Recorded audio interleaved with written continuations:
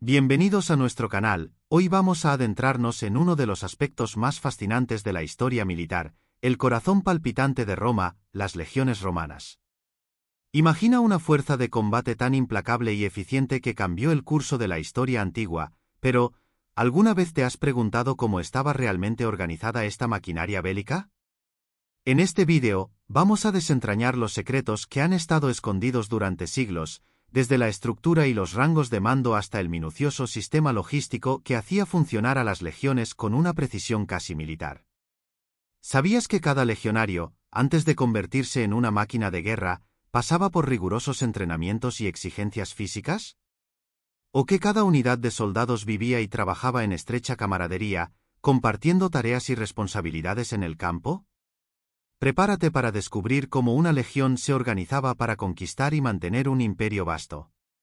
Te llevaremos a través de su estructura interna, desde los humildes contubernios hasta la imponente cohorte, y exploraremos el rol crucial de los oficiales, la logística compleja y los equipos de asedio.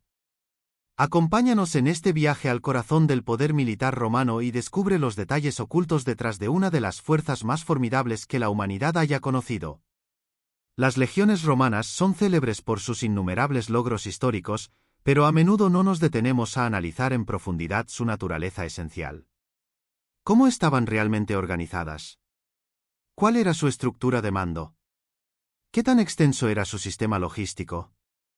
¿Cómo se desplegaban en el campo de batalla? El núcleo de toda legión romana era el legionario, un soldado que, además de ser ciudadano romano, era seleccionado entre la población general. Los candidatos a este honor debían cumplir con ciertos requisitos específicos y superar una serie de pruebas rigurosas. Según el escritor militar Flavius Velletius, el recluta ideal provenía del campo, de una región de clima templado, y debía tener una altura aproximada de 1,80 m. Después de jurar lealtad y completar un intenso entrenamiento de 4 meses, los soldados estaban listos para unirse a las filas de las legiones y participar en las batallas. Cada legionario, durante su servicio, era integrado en un pequeño grupo de compañeros conocido como contubernium. Aunque existe cierto debate al respecto, la mayoría de los expertos coinciden en que este grupo estaba compuesto por 8 legionarios, acompañados por 1 o 2 esclavos militares, además de 1 o 2 mulas, dependiendo de las necesidades de aprovisionamiento. Este grupo también contaba con una piedra de molino y una tienda de campaña estándar con estructura en forma de A. El contubernium era la unidad con la que un legionario compartía la mayor parte de su tiempo, forjando vínculos tan estrechos que en el latín coloquial surgió el término contubinalis para referirse a esa camaradería inquebrantable. Al acampar, cada contubernium operaba como una unidad autosuficiente, por ejemplo, mientras los esclavos se encargaban de montar la tienda, los legionarios más jóvenes podían ser enviados a recolectar forraje y leña para el campamento, mientras otros se dedicaban a preparar la comida. Una de las tareas más laboriosas era moler el grano, una actividad que se realizaba cada noche, el cual era utilizado para elaborar pan, galletas y gachas, alimentos que formaban la base de la dieta diaria de un legionario, complementada con carne salada, verduras, queso, vino y aceite de oliva.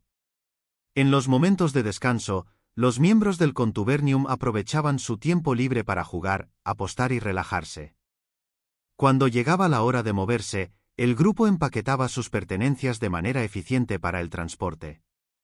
Cada soldado llevaba unos 20 kilos de armas y armaduras, además de sus herramientas de atrincheramiento, saco de dormir, raciones y objetos personales.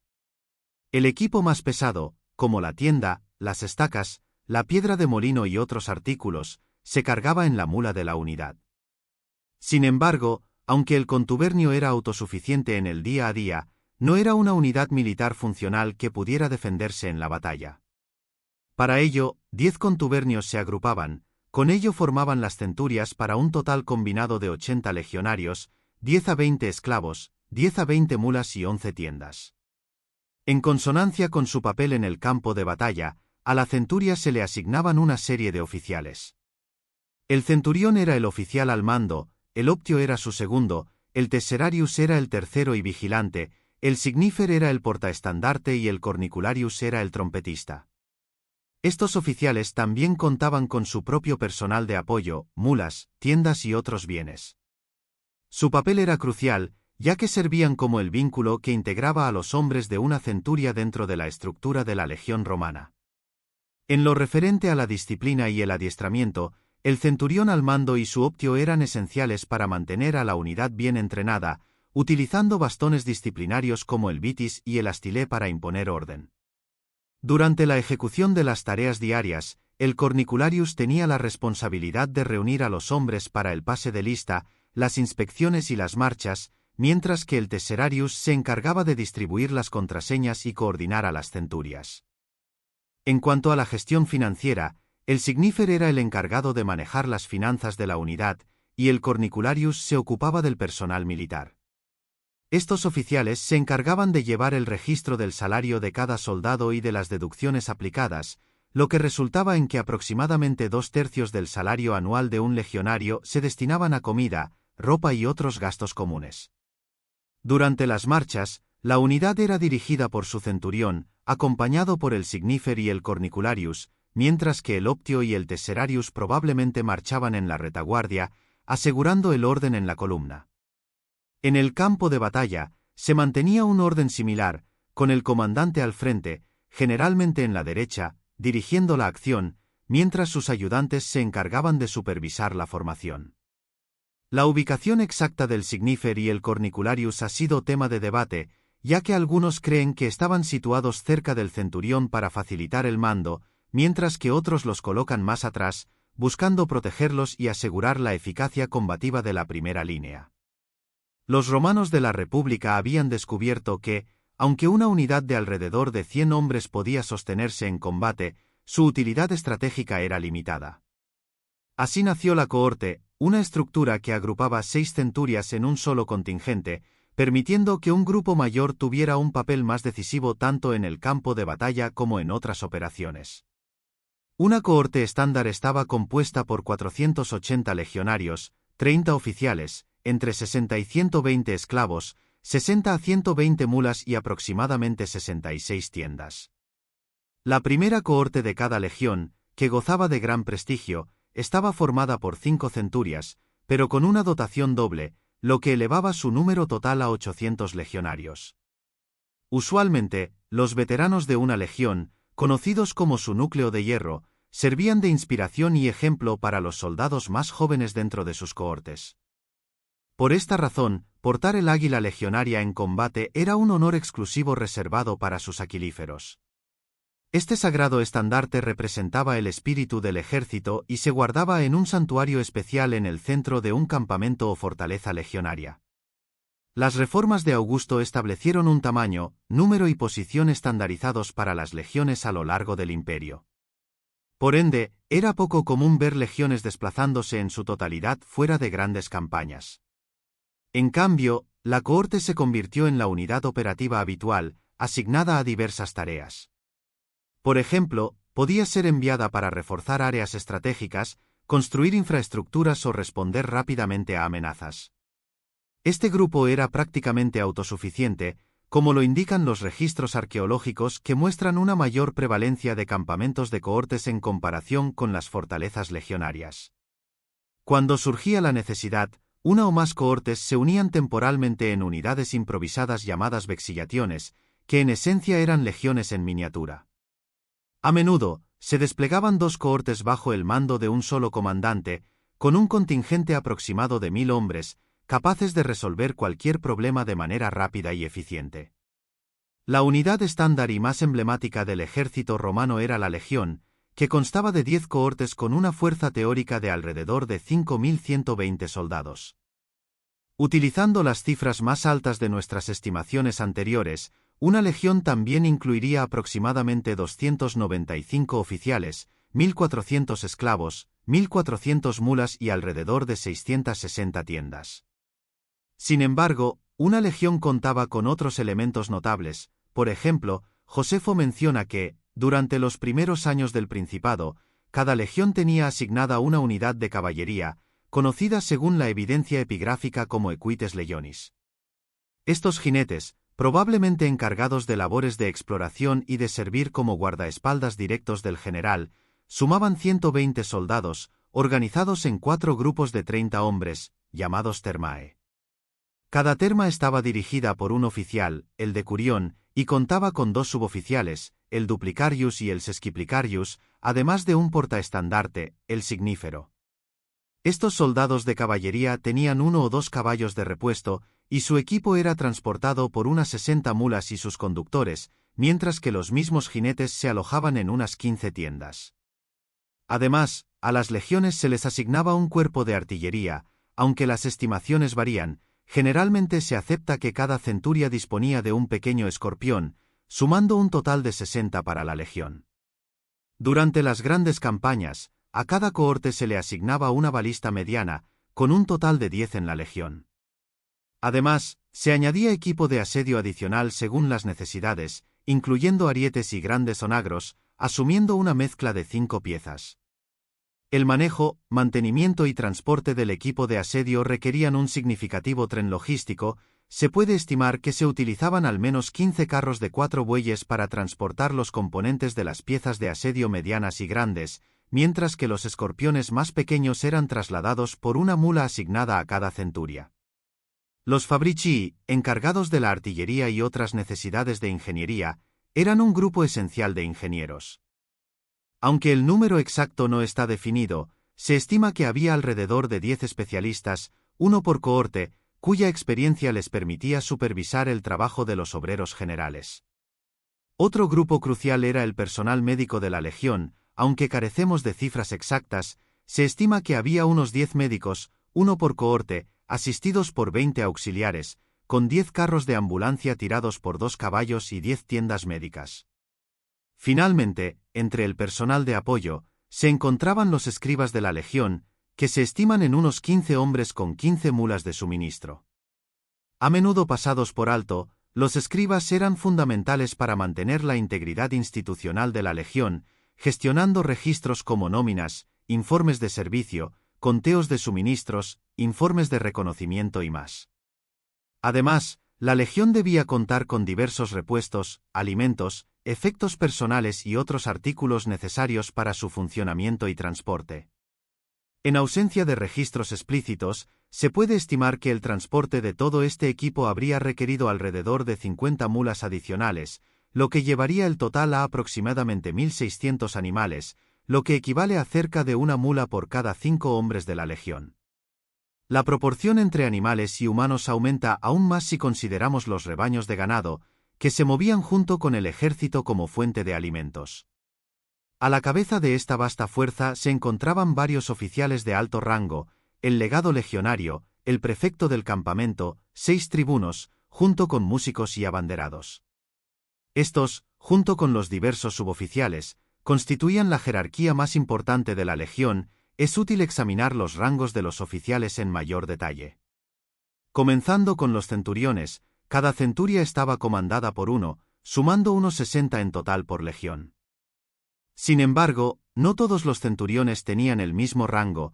Existía un estricto sistema de rangos que se originaba en las tradiciones de los ejércitos manipulares de la República.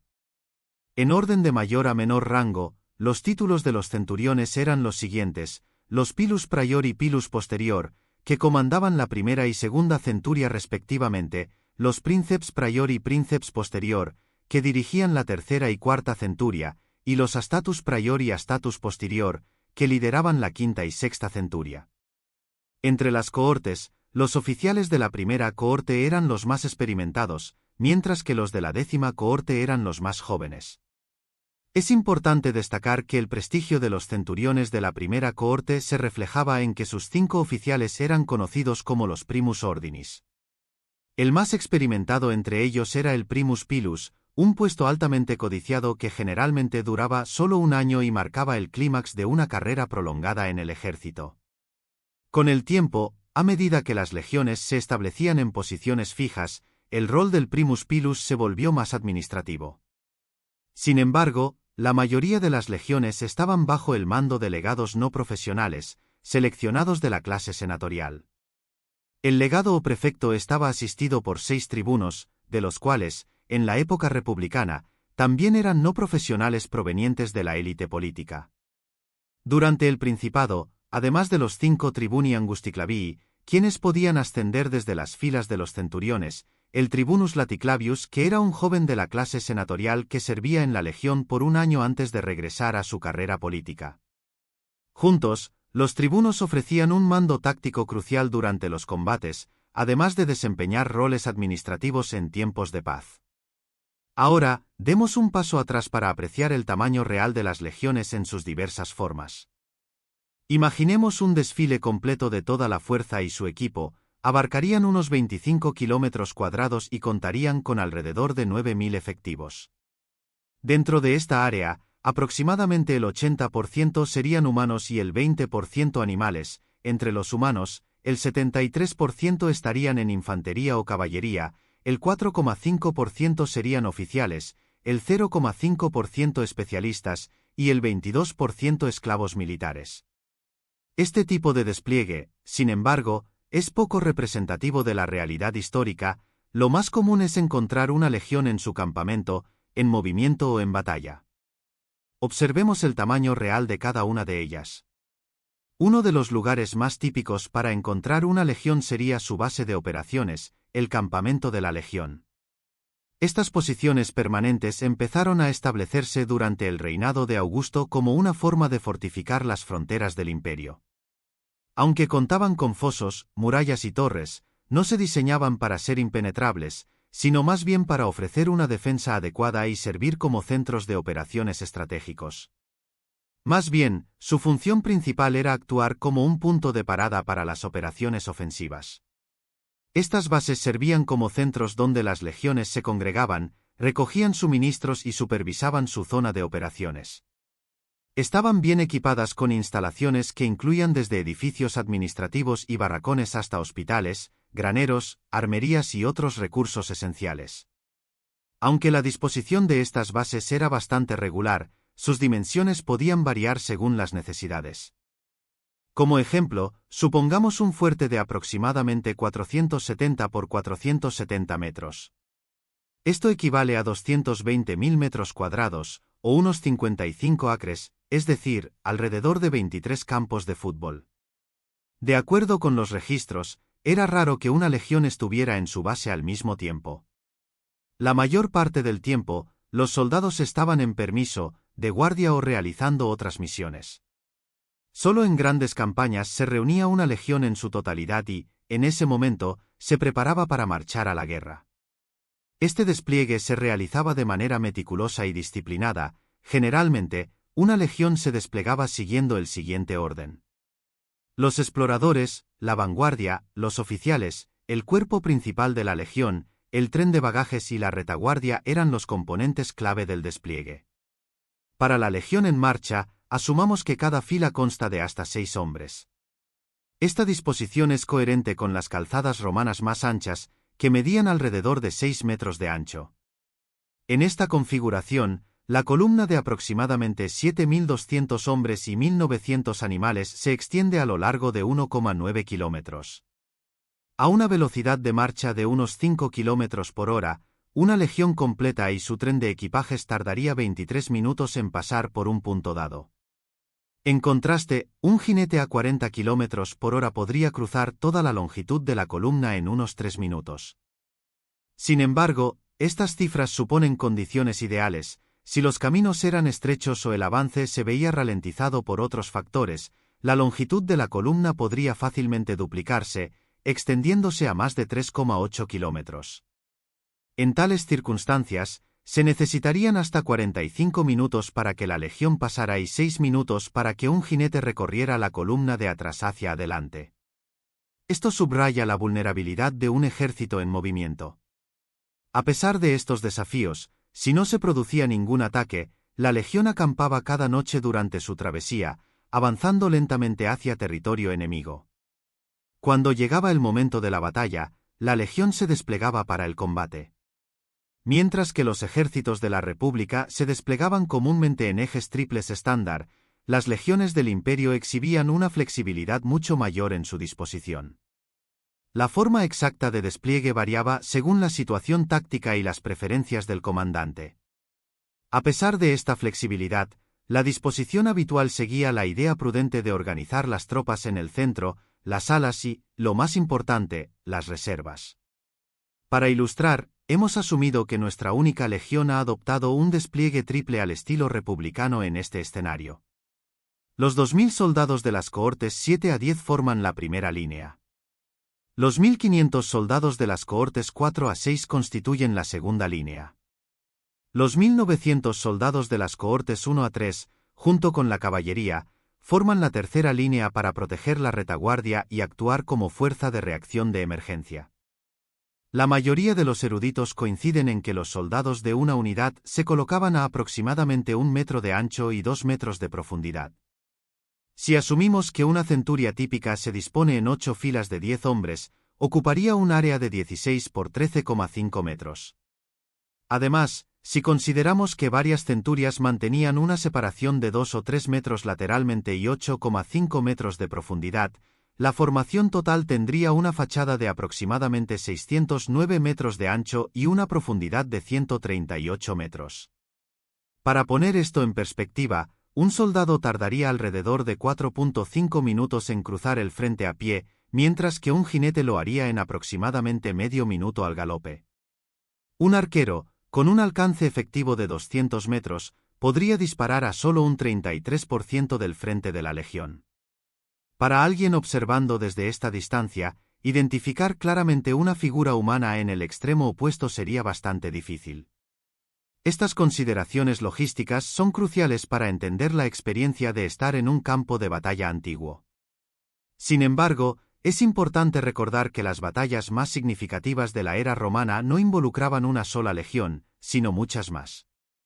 En su apogeo, el Imperio Romano contaba con al menos 30 legiones.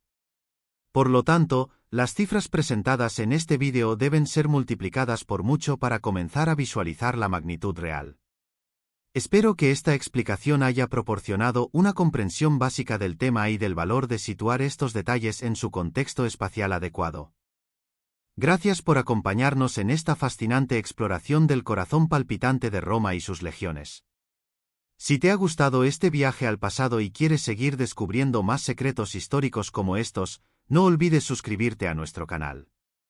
Dale un like al vídeo si te ha resultado interesante, deja tus comentarios abajo y cuéntanos qué aspecto de la Legión Romana te gustaría explorar en futuros vídeos.